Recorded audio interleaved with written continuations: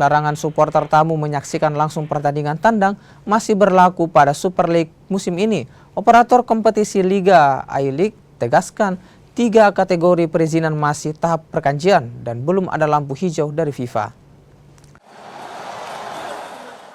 Larangan supporter tamu menyaksikan timnya di laga tandang pertama kali dilakukan pada musim 2022-2023 usai tragedi Kanjuruhan. Aturan ini pun masih berlanjut pada musim 2023-2024 dan 2024-2025. Operator kompetisi Super League I-League tegaskan FIFA belum memberikan lampu hijau. Meski sebelumnya I-League telah mengklasifikasikan 3 kategori supporter tamu, cabutan ini masih dianggap terlalu berisiko. Delegasi FIFA yang datang menyaksikan euforia berlebihan bobotoh pada laga penutup musim lalu antara Persib Bandung melawan Persis Solo membuat FIFA belum yakin mencabut aturan itu.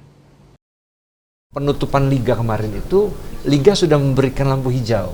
Makanya kita effortness kita sangat happy sekali.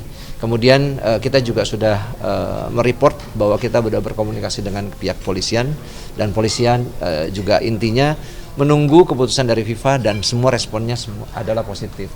Tetapi di pertandingan terakhir flare lah apa, dan yang lebih parah lagi pada waktu pertandingan yang disaksikan oleh delegasi dari FIFA di penutupan di Bandung gitu, bahkan rumput dihancurkan dan sebagainya. Bukan hanya flare, turun ke lapangan. Kalau flare ya mungkin ya oke lah. Ini turun ke lapangan mengganggu semua kita yang ada di tribun dan sebagainya. Oke.